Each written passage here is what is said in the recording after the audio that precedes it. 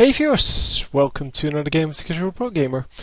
This is game 3 of the Antec Attack tournament, and this is once again between of the semi-finals of that tournament.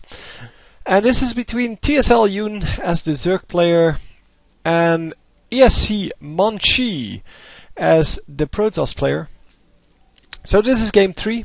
Obviously we are at 1-1 here, because otherwise pretty hard to get to a game 3.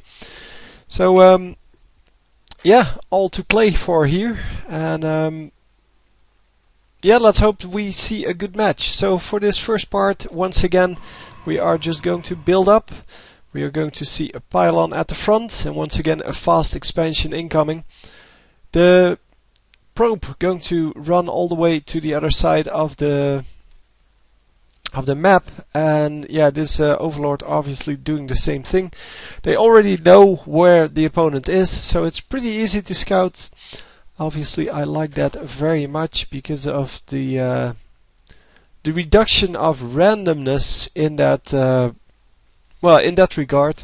Both players can send out a worker if they want to make sure that they they get the scout in as soon as possible.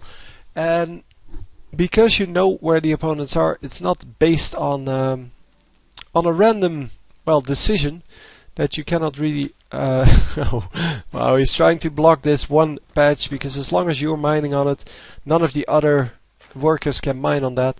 So the spawning pool is coming up, and after the spawning pool we will see some queen action, as well as a few Zerglings probably to check the front, maybe to run by if he can. So he knows that there's no rush incoming, so the nexus is going up before anything else.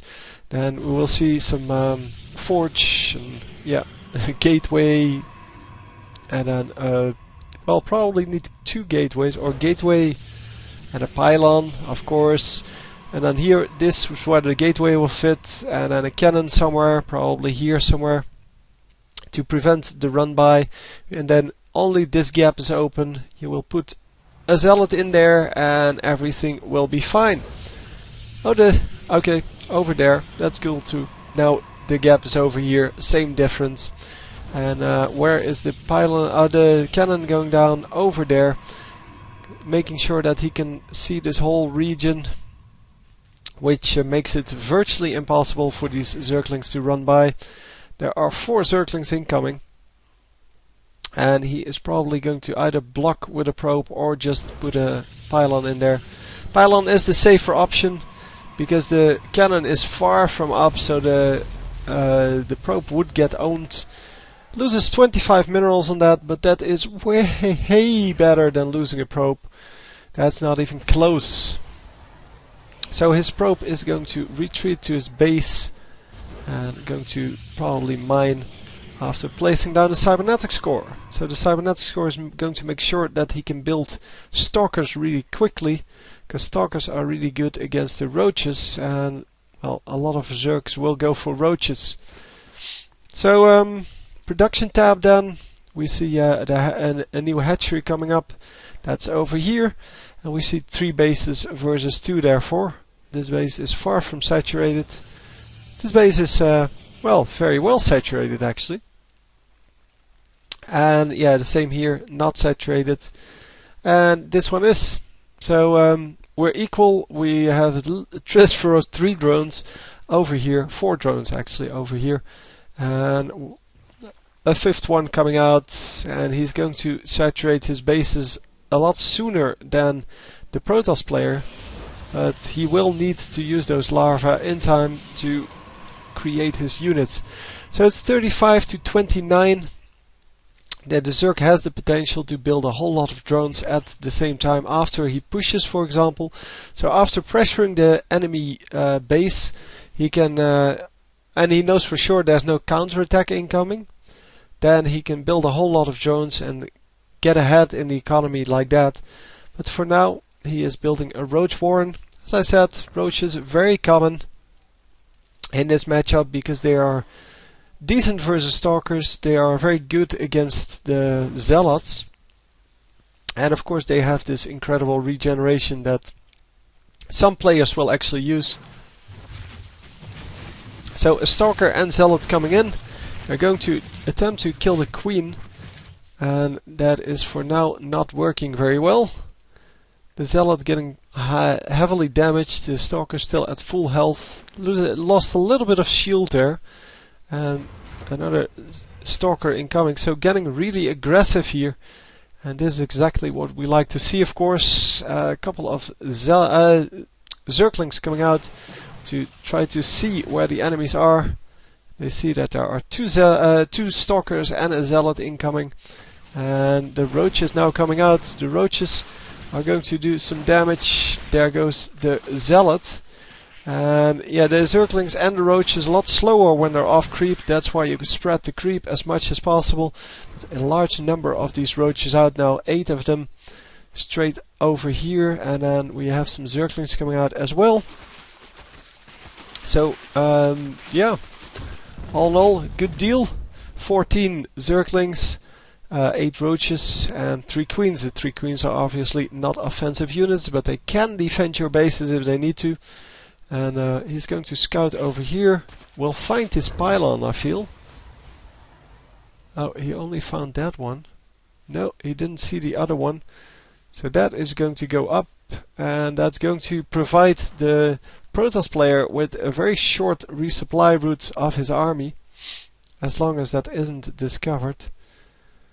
So army coming out here, 6 Stalkers, and yeah, he does find the pylon. Maybe he saw it before and just wanted it to finish, because otherwise, yeah, there's only 25 minerals lost. Now there's 100 minerals lost, plus the potential to find like 2 Stalkers that were already warped in, and we're just waiting for reinforcements.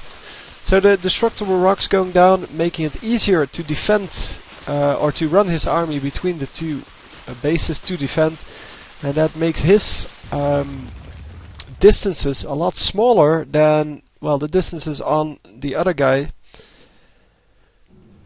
So on the Stalkers, or on the Protoss player's side, because he has to walk all the way from here, all the way around here to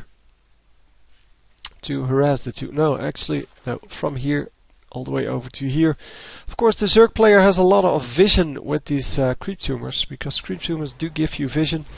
And yeah, the further you spread them, the more vision you have. I think the creep even gives you vision, but I'm not actually sure what happens if you destroy the creep tumors but still have creep. Whether you keep the vision or, well, probably you keep the vision, because it's supposed to be a living organism, right? So a large amount of Stalkers here, 30 Stalkers against 39 Roaches and 33 Zerglings. I have to feel that the Zerglings will be very good in this team or against this team composition, which is or not team composition, army composition, which is all Stalkers, and the Stalkers really aren't that good versus the Zerglings in large numbers. But yeah, we will see.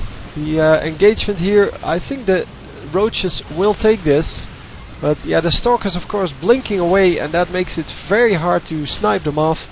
You will have to kill almost all of them before you land the kills on most of them. And wow, the Stalkers getting resupplied here a little bit, but not enough.